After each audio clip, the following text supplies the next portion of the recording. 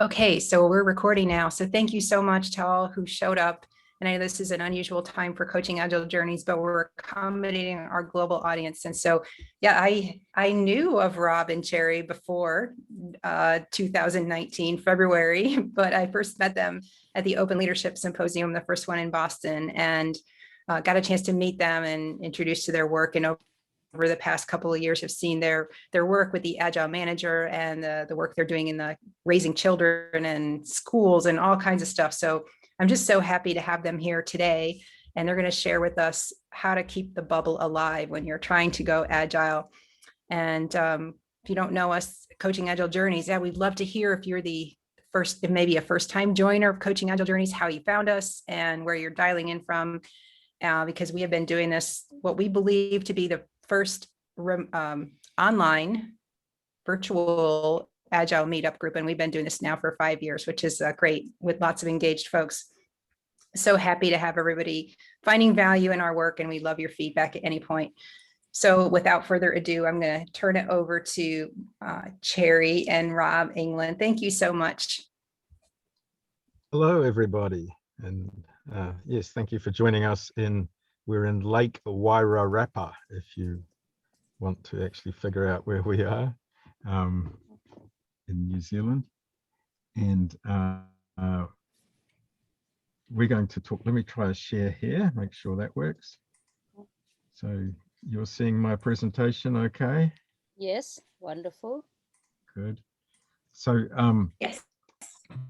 I switched the title on the slide to Keeping the Flame Alive because there were far too many metaphors flying around with bubbles and flames. So, but yeah, this is about creating a bubble to keep the flame alive when you're trying to be agile. So let me just first introduce us. Oh, so a question for you, and I'll answer it in the next slide.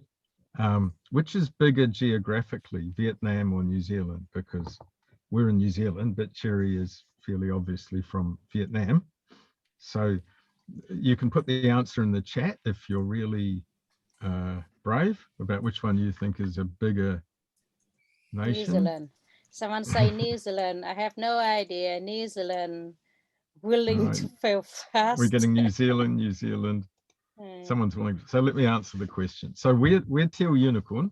That's how we brand ourselves. And our motto is to make work better, better results, better lives, better society.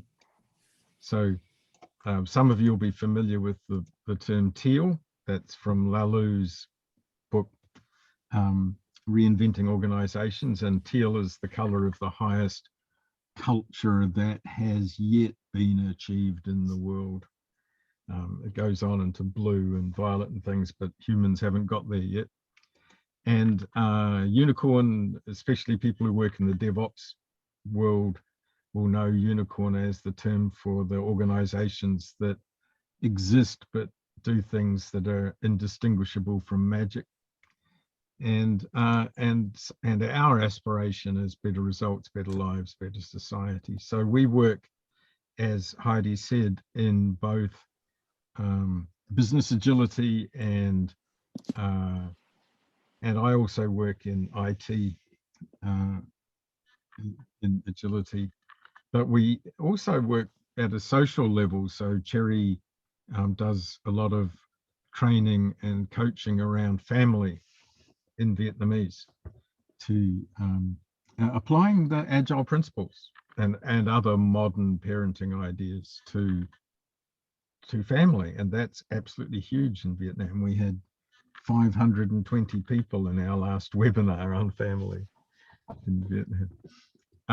But today, let's talk a bit more about results in the context of Agile.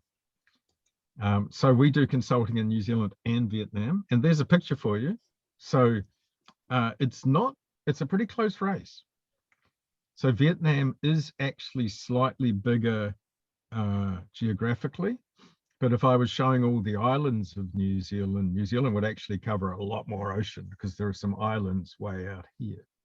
But roughly Vietnam's about 10 or 20% bigger geographically, and 20 times bigger population wise. There's 100 million people in Vietnam and 5 million in New Zealand. So those who said Vietnam, you were correct, but only by a little bit. They're amazingly similar countries. I never really realized until I overlaid them. So we train all around this part of the world. And of course, we do everything online these days as well, thanks to COVID. So very quickly, Dr. Vu is, say hi, everyone. Cherry, Hi, everyone. Do you want to introduce yourself? I just say one word so that I know one sentence. I'm your boss. That's why I'm sitting here watching you working. Yeah. The whole I have to make sure that the whole world knew that. So yeah, who's the boss? So Cherry's background is public policy and leadership, and she used to coach and train the top bureaucrats and civil servants and politicians of Vietnam in the National Academy of Civil Administration, and has a PhD in public policy. And so she's been immersing in culture and lean and business agility and those ideas, but absolutely nothing about IT. Although you are a DevOps Foundation certified and yeah, that's enough, Yeah, and certified Agile service manager. Yeah. So whenever I do, whenever I do something with Vietnamese, like training or coaching, even in my executives coaching, I have 10 people sign up for the first time. So Rob is so jealous about it. I said, I want to know your secret. I said, oh, my secret is just beautiful and have a PhD. So you can go for it. Go for So that. And that's easy. That counts me out if beautiful and PhD is the prerequisite to numbers. And whereas I come from an IT background and I used to work in service management and then strategy and governance, and I got into DevOps and through that into agility, not agile development. I don't know a lot about actual making of software, but agility of work. And so I've been immersing in the business aspects of it. And since Cherry and I were working together. So for 4 years now, we've been coming up 5, isn't it? A team, partners in life and work, if you hadn't guessed. So that's us. And so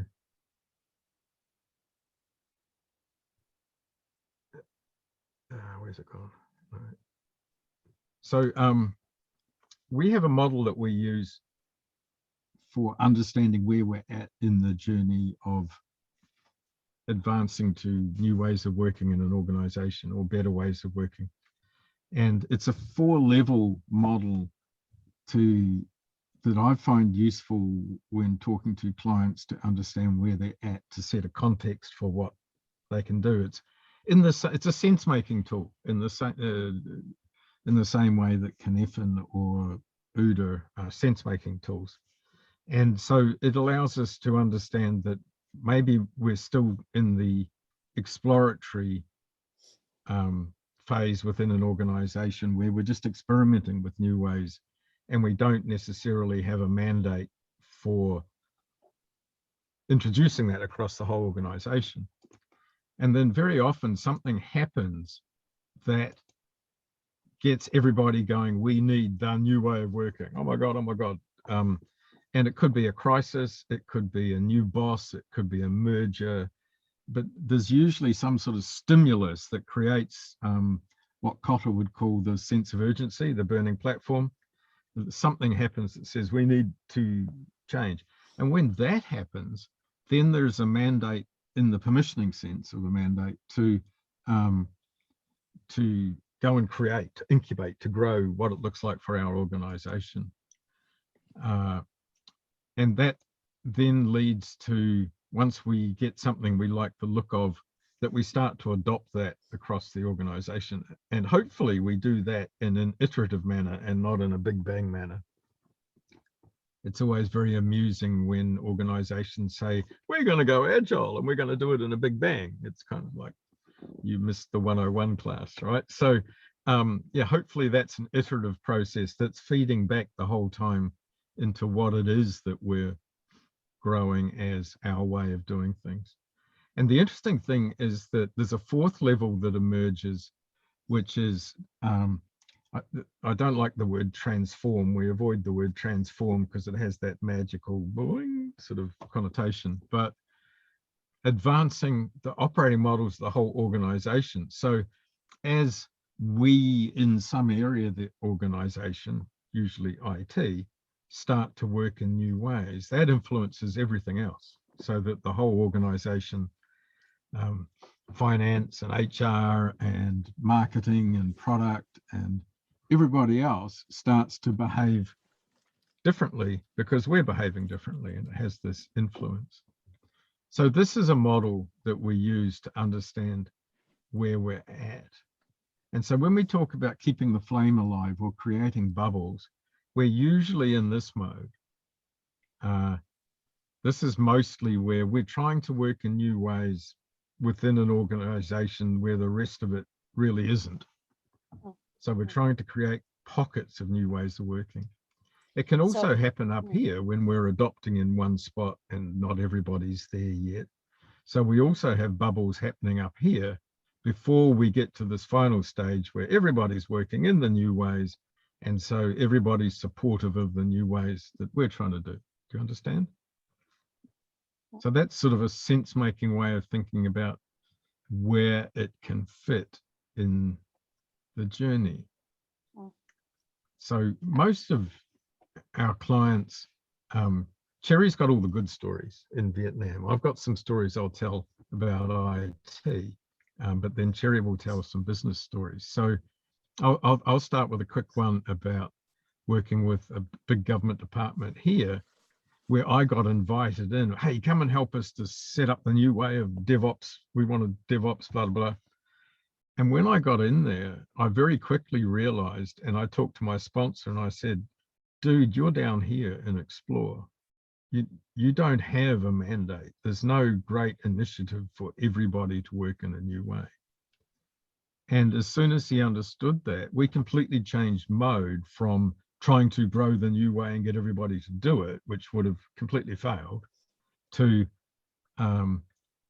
flying under the radar with what permission we had, which was just do something agilely and train some people. You know, we had this.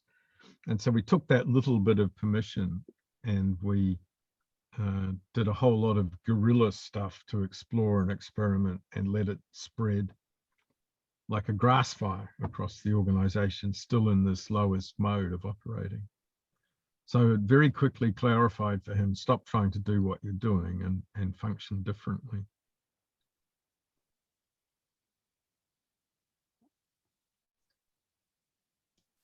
There was a story we were going to tell in Vietnam at that point, Cherry, I think. Can you remember? So I have a client who came to my, so I present Agile Management and Agile Enterprise in Agile conference in Vietnam, but where people are was mostly from IT, and that there's a ladies who came, who's a manager of HR, the head of HR in a big corporation. They have about 3,000 or 4,000 people.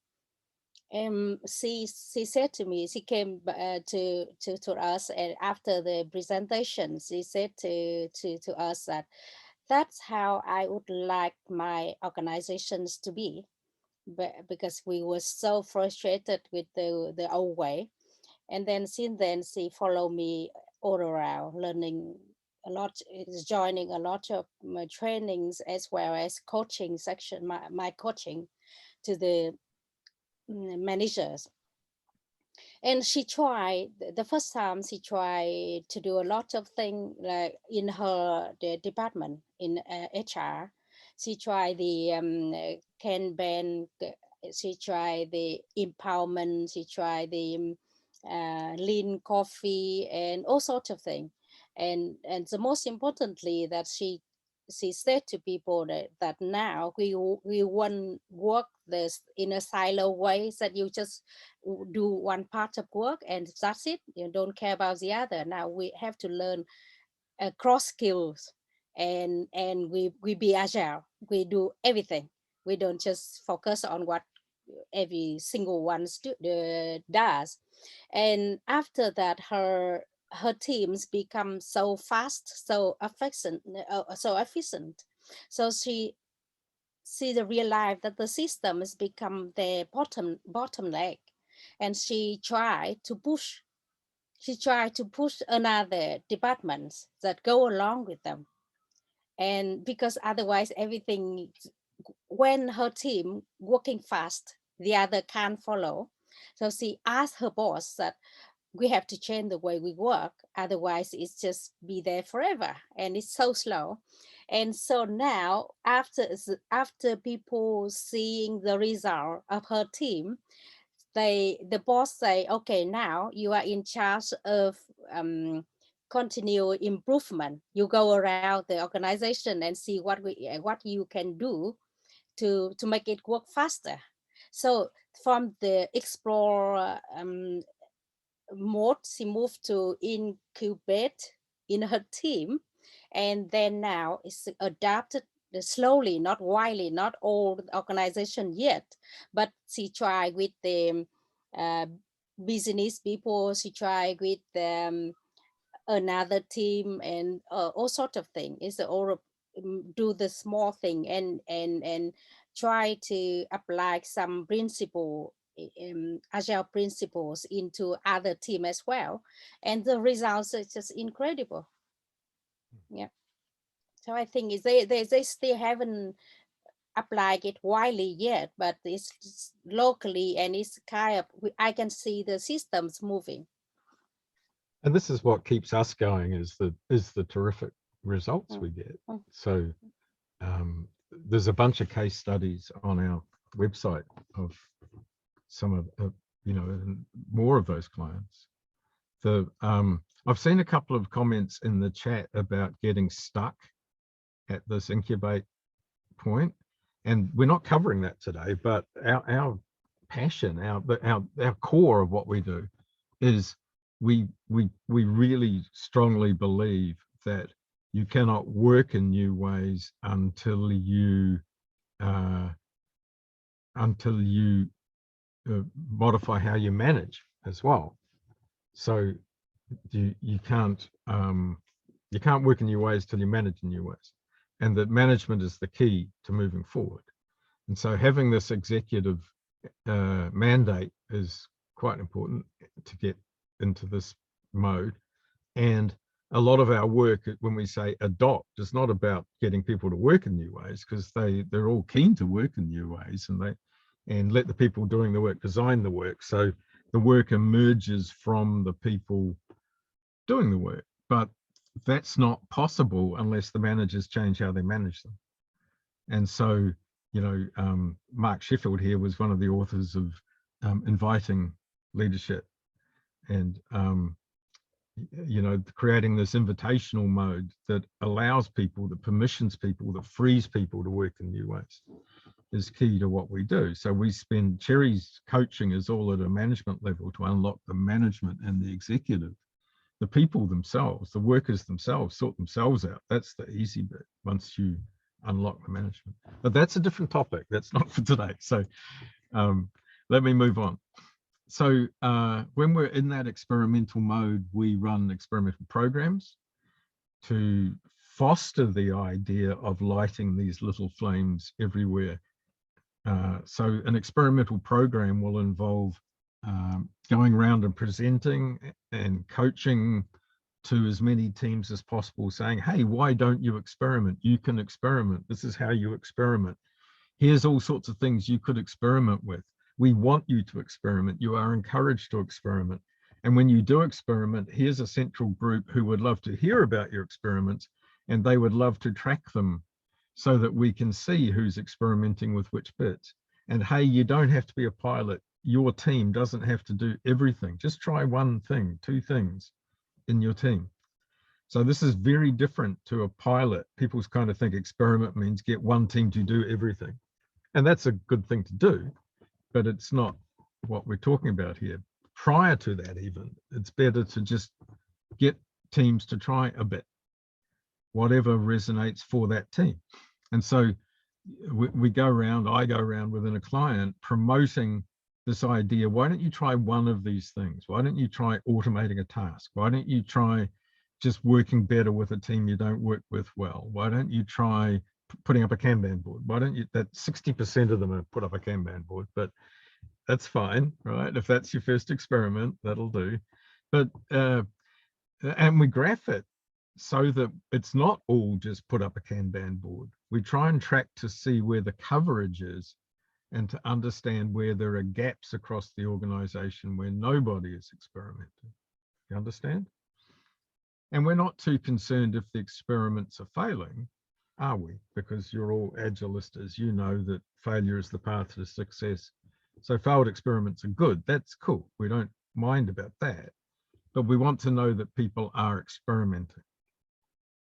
And so we run a program and we centrally collect the information from those who tell us they're experimenting so that we can try and keep a chart. And that also allows us later on to understand where the competencies have already started developing, where there are pockets of competency that we can then build on when we're incubating and adopting.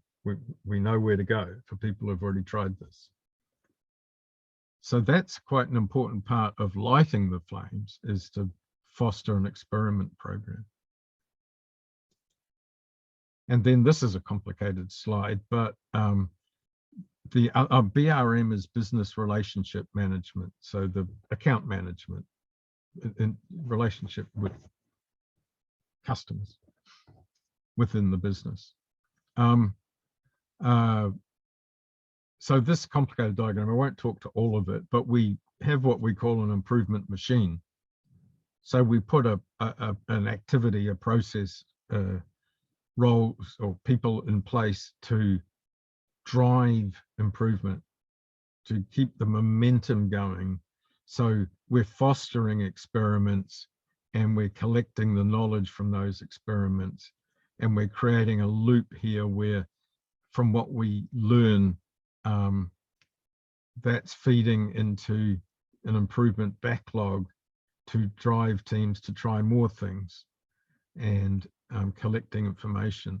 And as we move up those modes from explore to incubate to adopt to advance, this model changes slightly in what the roles are called and who's doing what, but the pattern remains basically the same of a group of passionate people hanging together. And the key to it, I think, is this working group that they're the ones that are keeping the flame alive. And the working group is a group who come voluntarily. So I was working with the taxman in New Zealand, the Inland Revenue, and we had a working group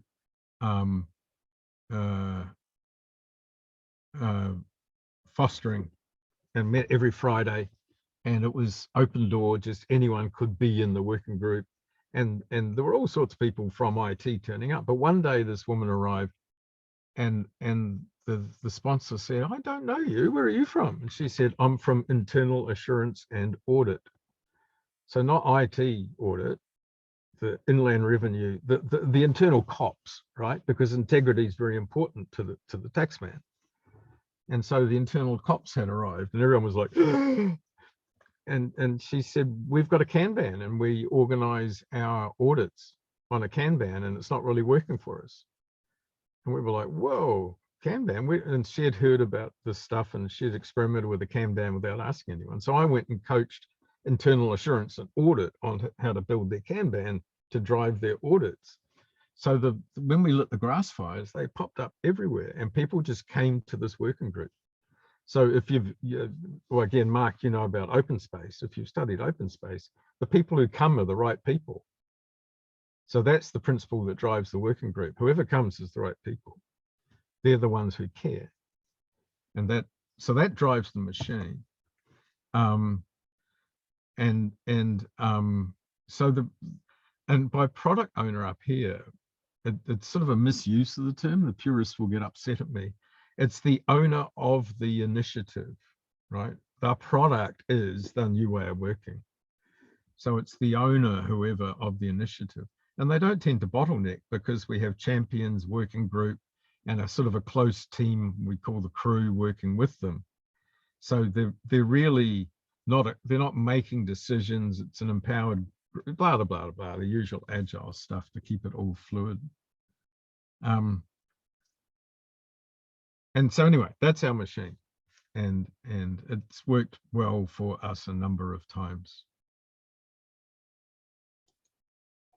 So get to the core of the story here is keeping the flame alive when you're trying to work in a new way within a larger system that isn't yet and may actually be hostile, but certainly isn't necessarily totally compliant with the new ways of working. So in that situation, we need to create white space. We need to create a bubble to protect our new way of working. Or to put another way, to completely mangle the metaphors, if this is a gearbox, you can't have one cog spinning differently. You have to decouple the cog from the gearbox before it can spin differently. So you have to create this space, this decoupling, this buffering to allow this group to work in new ways. And there are four, so we separate from the rest of the work. The Ministry of Social Development, who are the biggest government department in New Zealand, they were experimenting with new ways of software development, of agile software development, and they actually, the MyMSD, the online MSD, they set them up in a separate building with a separate group of people, and everyone was like, "Oh, this is dreadful. You shouldn't have bimodal, and they shouldn't be able." And when I came in, I said, "No, it's okay. They're huge, but they're a huge bubble. They are still just an experiment. They're trying to work in these new ways, building a big thing, but they need to be decoupled from all the old systems if they're ever going to succeed." And so that space is important for a while. Bimodal is okay for a while to protect experiments. It's very bad if it becomes systemic, if it becomes permanent, if it becomes the arrangement. But it's important just while you're starting off. You can't change everything all at once. We just said don't go big bang. Therefore, QED, therefore it follows that you must have a bubble working in a new way within a broader old way. And so there are 4 points, I think, where that has to connect and contact. One is money. So the money's arriving in the old way and it has to be turned into new ways. It's coming in great big gobs of project funding that has to be turned into streams of team funding, for example. And then the outputs. So, you know, the existing system wants to waterfall release once every 6 months. We want to deploy once a week. So there has to be some sort of buffering, coupling between the way we're creating and the way the system wants it to arrive. Then there's the direction, the policy, the controls, the inputs that are coming in around what you must do. We kind of rewrite policy, you know, and similarly the reporting. Here's the data you must present every day, every week, every month. Well, we don't want to present the data in that way. So again, I remember an organization where the first time they did an agile infrastructure project, the project manager was presented with this huge list of Prince 2 or something, policies and controls that he had to be compliant with. And he just sent a thing back saying, I see your list and I raise you my list. And here's the things I'm going to be giving. These are the controls that we're going to be using.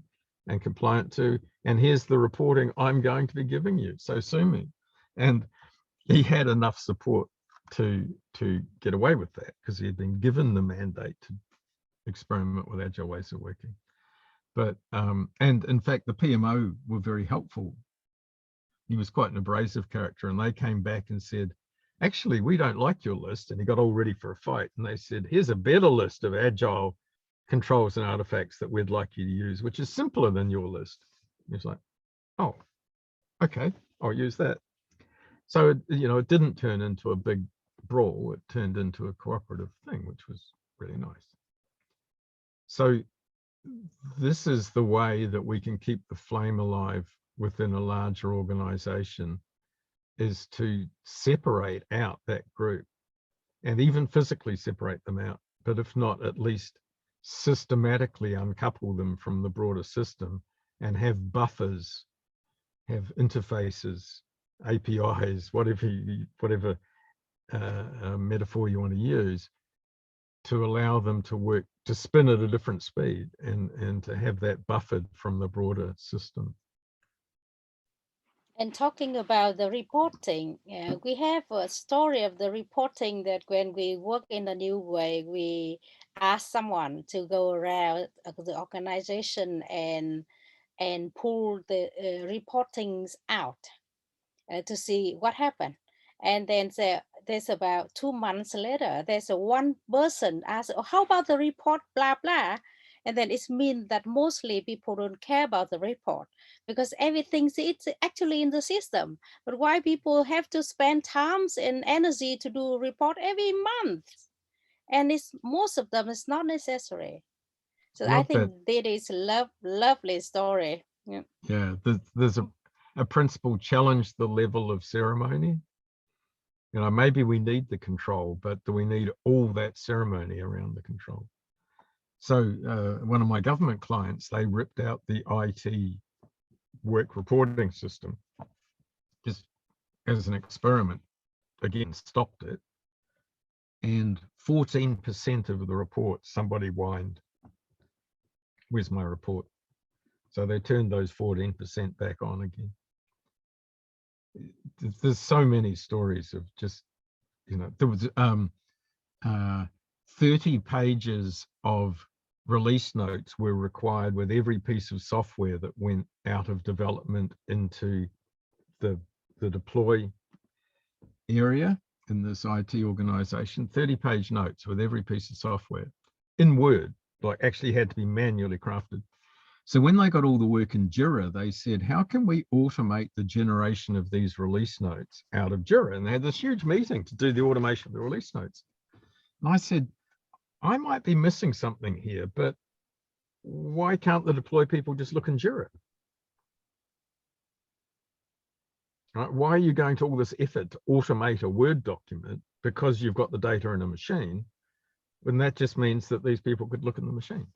And so we stopped doing the release notes. And the release team, or the what were they called? Anyway, they were accept and release, and they were just incensed. You can't do that. Well, we got a mandate to, and we just did. And guess what broke? Nothing. No one was using those release notes. It was just a requirement. It was part of the ritual of the handover. The main reason for those release notes is usually so that they know that someone has thought about all the things that they wrote about. It's a way of forcing people to think about the things that go into the document, but no one actually uses the document. So at the moment, I am concerned for the second biggest bank in Vietnam. So they start doing things like that. Instead of the whole system change, we just try to change in some branch, some sub branches in across the country to see how the new way coping with the whole system in the purple. So that how to call it, the bank office, or how to call it, The branch. the branch we have authority to do it in a new way without affecting any others. So to see, so after 2 months, we see the transactions in every single KPIs that they hit. It's like 170% higher than normal. It's just higher than normal, and then they say, "Wow, it actually work," and they still sending more people to the coaching section to see, if whether it's really good in countrywide. And Right. I did try with two biggest bank in Vietnam in this way, not apply the whole bank, just some branch, and then they provide the proof point to change the mindset of the old thinking people, especially their leader, because And their that, leader, a lot of controlling in the bank system. and that's a key phrase, is proof points. Mm. By creating these little bubbles, these little experiments, you generate proof points that move down the bell curve, start getting the majority to pay attention. The funniest example of this reporting I've seen is an intranet team where the manager, she started doing a Kanban for the intranet development, internal development. And her boss said, "You haven't done your weekly spreadsheet of work progress that all his reports had to do." And she said, "I'm not doing your spreadsheet anymore." He said, "What do you mean?" She said, "Here's a photo of my Kanban. Come down and talk to me and look at the Kanban." I don't know if you realize that ITIL, ITIL, some of you will have heard of the operational process framework for IT.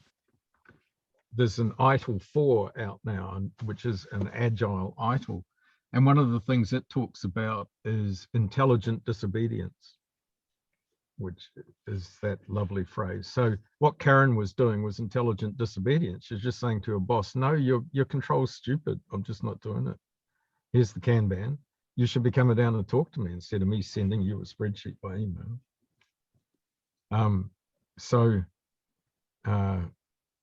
fascinating area, but this is the key principle. This is the guts of what we talk about when we say keeping the flame alive, is this idea of isolating a team. And you probably need an executive mandate to do this, but maybe just a manager mandate. You can do it almost guerrilla.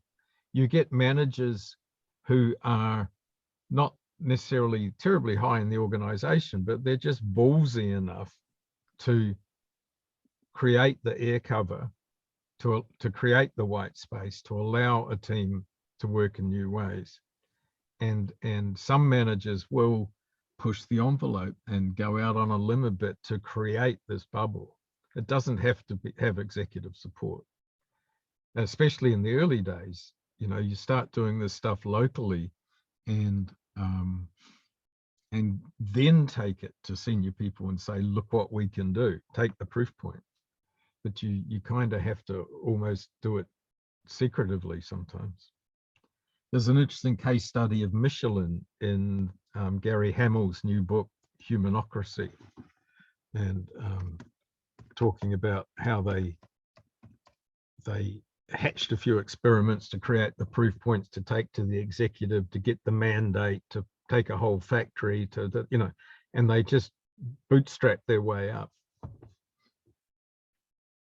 Fabulous book. So we talk about hacking people talk about hacking the organization.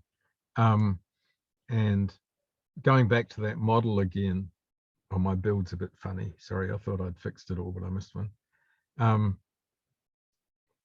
When you're in that explore mode, you've got you can have teams experimenting, and a team, is hopefully 5 to 10 people in an agile world. And so these are the very early adopters in the bell curve.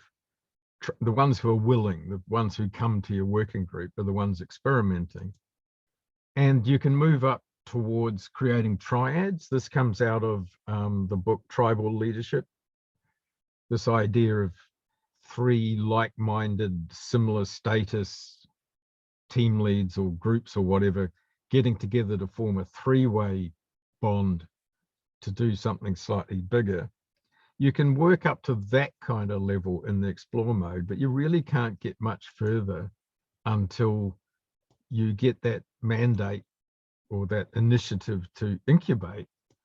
And then we start building tribes, right? We start incubating a new way of working and putting together a tribe who are going to be the first to work in this way. So now we've gone from keeping the flame alive to lighting a fire, right? And then when we adopt, we're deploying to multiple tribes across the organization. The thing we got to watch is as soon as you get above this explore level, you will attract the attention of the immune system in the organization. And I presume most people know what I'm talking about with the immune system, but people, and I try not to be pejorative, people with the best intentions, thinking they are acting in the defense of their beloved organization, will do things to stop this madness, this dangerous madness, right? So they're not necessarily a force for evil, even though I've depicted them that way, but they're, you know, they're good people thinking they're doing the right thing to protect the organization from this crazy stuff that you're doing. But that immune system will react and it will respond, and your irritant level, depending on your irritant level, is how much you set off the immune system. So as soon as we get sort of above this threshold, even while we're incubating and when we're adopting, our flank is open to this immune system. We've really got to watch for it. It seems to me that in the big organizations I work in, the immune system takes about a year to wake up. You've got about a year's head start on the immune system if you're rocking. And so this is another model we use to think about how you ratchet your way up from these team experiment program into bigger scale cooperative experimenting, to then incubating a new way and generating a tribe of people, of enthusiasts around your working group, to eventually then rolling out to tribe after tribe after tribe. Is that a helpful way of thinking about these things?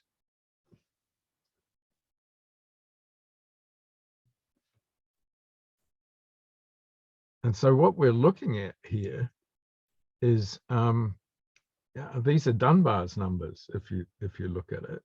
So if you've heard of Dunbar, as anthropologist working originally with primates and then with humans, and his original Dunbar's number was this one here, that you can't have a community of humans of more than about 100 or something before they break into multiple tribes. So the biggest a tribe, that was his original number. But if you look at his stuff now, he's got multiple numbers where he supports the idea of a team can't be more than 5 or 10, and he supports the idea that you can't have a cooperative group of more.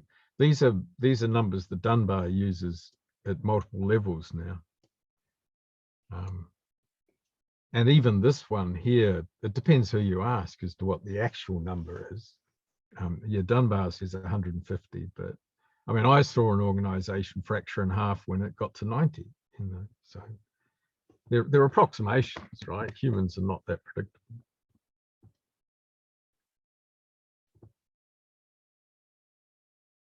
This is great, very helpful.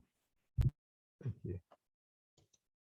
So that's our models that we use for keeping the flame alive. If you want to find out more, we live at tealunicorn.com.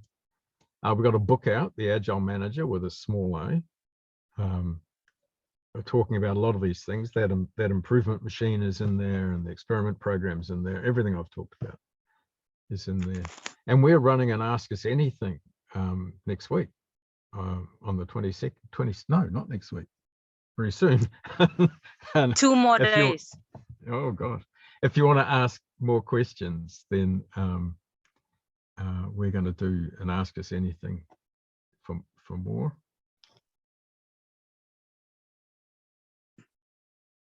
But at this point, yes, we're open for questions. Someone did have a question of how you engage with leadership and get them to change, like, for example, from wanting a project plan to thinking about different kinds of metrics like burn down charts. Hmm. And when we say leadership, so that's a fraught term. We like to say leadership is a behavior rather than a role. So I know what they mean, but yeah, how do you engage with managers and executives to want different things? Well, we wrote a whole book about that. It's a big, long story. We need to first reassure them that this is safe. So risk is the biggest driver in engaging with management. And getting the message across that what we're doing is actually lowering risk, not increasing it. So new ways of working will always look like higher risk. And the key thing to get management engagement is to prove that you're actually reducing risk. If we can get value to market faster, and if we can adjust and correct quicker, and if we can deploy with higher quality and more predictability, which part of that is higher risk? Right? So having the proof points to show that you're actually reducing defects and increasing velocity and iterating fast and getting rapid value should bring evidence and say, look, we're actually reducing the risk. That's the first step. Then and only then will they really engage about, oh, show me the money. Oh, this is great. This is, and then the second proof point is, look, we can make you a hero. We can make everything fly. There's money in this. And so those two things, until you trigger those things, not much else is going to happen. And then it's about education and awareness and familiarizing with these new ideas. We do simulation games. We love running. We have a game where we make little Lego diggers, and we set up a factory making diggers and take them through a whole day of making diggers. Or there's the Phoenix Project game out of the Netherlands, which is an IT-based one that's really good, based on the book, The Phoenix Project. So there are, we use games to open their eyes. They go, wow. And only then can you really start having intelligent conversations, because before that, it's going to be red talking to blue, right? It's just alien language. That's a broad sweeping generalization. So managers and executives are on that same bell curve. And so you look for the right ones. You look for the ones who want to talk to you. You look for the ones who are interested. Like the Michelin guy, when he finally got an executive mandate to experiment with new ways of working in a factory, he waited till all the leaders of all the factories were at some big meeting, and he presented his ideas at that. And then he didn't approach anyone. He just sat and waited, and he waited for the first factory manager to come to him and say, this is interesting. Okay, so you're the one we'll pilot on, because of all the factory managers in Michelin, there was one who was already open-minded enough and interested enough to. So again, you kind of got to pick your targets, right? And don't waste your time banging away at an old school manager who isn't going to listen. You go and find the ones who are interested.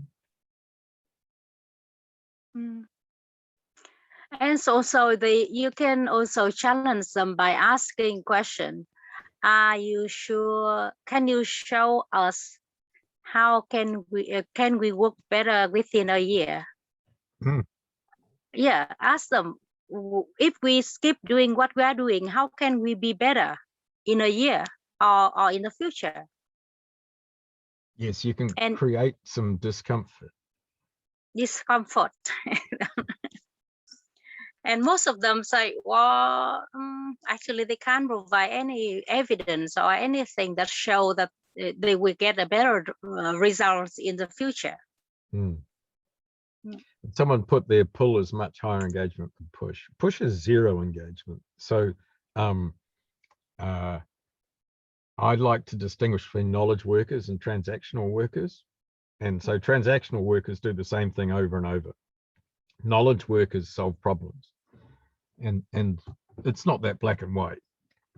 Every role is on a spectrum, but roughly that you have knowledge workers and transactional workers. You can make transactional workers work, and that's where scientific management, that's where the whole of 20th century management came from, is making transactional workers work. You lead them with carrots, you hit them with sticks, you measure them, and you get them to do what you want. And you can see what they do, so you know whether they did it, and you can hit them with more sticks when they don't. And that's conventional management. That doesn't work with knowledge workers. You can't see what they do. They work collaboratively. It's very hard to unravel an individual's contribution. And they do it, it's all invisible work in their heads. So you've no idea whether they're doing quality work or not. And any reporting to you is just theatre. And so the only way to get knowledge workers to work is to invite them to work, isn't it, Mark Sheffield? Right? Their book, him and Dan's book. The only way is to draw them, is to pull work. And it's the same with managers. The only way to get managers to come along is to pull them.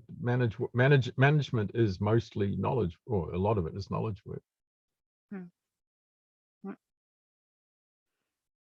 Yeah, inviting leadership is one of the biggest things that I ever learned so far, really. Thank you so much, Mark and Daniel.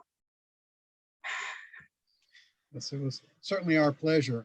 And I know Daniel has contributed a whole lot to the understanding of engagement and culture and invitation. And it's tremendous to see that work is having influence in lots of different areas all around the world.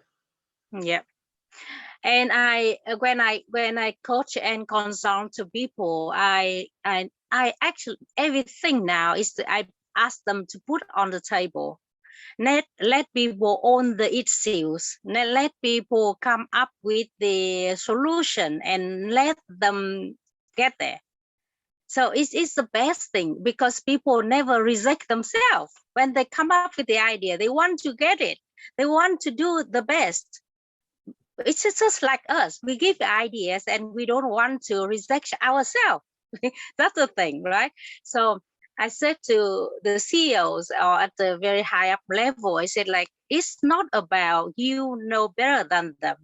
Even the idea that they come up with is the same idea as you would tell them, but they still want to think it's their ideas, not your ideas. If they think the same way, they don't want to do as they told, right? They don't want to do that because they're knowledge worker, and it's the truth. And they said, yeah, we know that. Now we just have to keep silent, you know.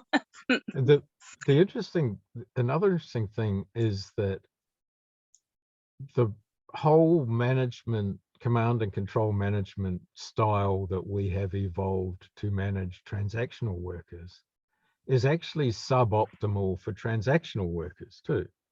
That when you start to manage in new ways that you have to use for knowledge workers, it actually gets better work out of the transactional workers too. When you invite transactional workers to design their own work and to contribute, to be actually part of the team, instead of being standardized machines, you get fresh ideas and greater spontaneity. So another great case study in humanocracy is Nucor Steel in the US, right? And these are steel workers and steel cap boots and, you know, leather clothes and hard hats, right? And yet they're being treated as human beings and asked to participate and contribute collaboratively to the work rather than just being wage slaves.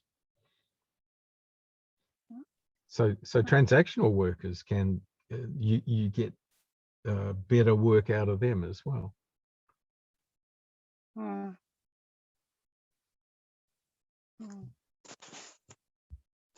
That's great.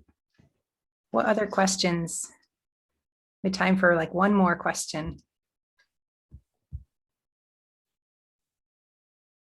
You get what you expect of others, said John. Yeah. A great challenge. Here's another one for managers, and challenging managers. You say, I've done this a couple of times. I say to a manager, do you expect your staff to trust you? And they say, of course. You say, well, do you exhibit the same trust to them?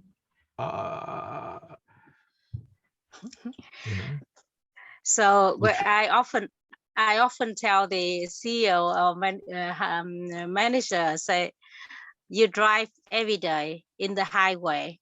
You trust people who drive, who are on the road. You don't know them, and you trust them with your life and your cars, but you don't trust your people. Why is that hard? You work with them days and months and years, but you don't trust your people. You trust people who drive, who can kill you every time. Right? Strangers. Yeah. There's someone asking, what's the biggest learning point? If you could share just one thing, what would it be? The biggest. Treat people like human beings. And trust. Great one. Yeah. Thank you. So we only have 3 minutes left, so we're going to wrap it up now. Thank you so much, Rob and Cherry. Really, really enjoyable session. Thank you so much for all the people who joined. And maybe if you joined for the first time, you'll decide to show up next time.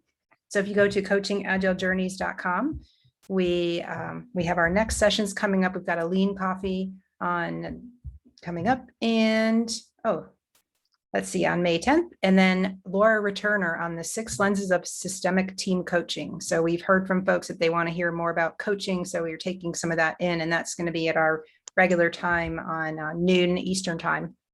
So hope you can join us then. Rob and Cherry, thank you so much for your time. Thank you. Really enjoyed it. Someone asked for a cheesy picture. So Of course. take that one. Yeah. Yes, we need that. Yeah. So if anyone wants a cheesy photo, turn your camera on and then I'll photo edit everyone out. I need to remember things. So hang on. Are we doing thumbs or waving? What are we going to do? Okay, well, whatever. 3, 2, 1, go. Yeah, what do we do in Vietnam? Thank you, everyone. Awesome. Thank you. Thank you. Thank you so much, Rob, Cherry. Thank you so much. Thank you, guys. Thank you. Thank you. Bye. Bye-bye.